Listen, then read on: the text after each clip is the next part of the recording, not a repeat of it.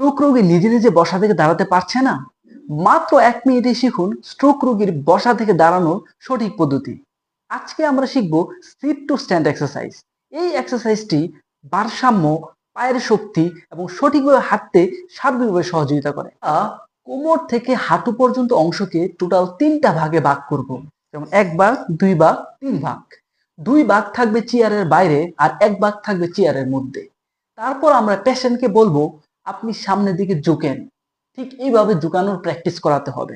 যখন সে এটা পেরে যাবে তখন তাকে আমরা বলবো যে আপনি সামনের দিকে ঝুঁকেন, আপনার নিতম্বটাকে একটু উঁচু করেন, জাস্ট এরকম ভাবে।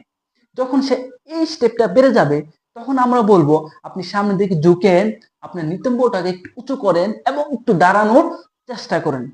যখন এই দাঁড়িয়ে থাকার চেষ্টা করবে, দাঁড়াতে পারবে, তখন আমরা বলবো আপনি কিছু সময় এই অবস্থায় থাকেন। এই টোটাল এই 4টা স্টেপ ফলো করে কোনো স্ট্রোক রোগী যদি বসা থেকে দাঁড়ায় তাহলে তার মধ্যে সঠিকভাবে হাঁটার প্র্যাকটিস বা হাঁটার প্যাটার্ন ডেভেলপমেন্ট করবে। অন্যথায় স্ট্রোক রোগী সঠিকভাবে হাঁটতে পারবে না। আশা করি ভিডিওটি ভালো লেগেছে।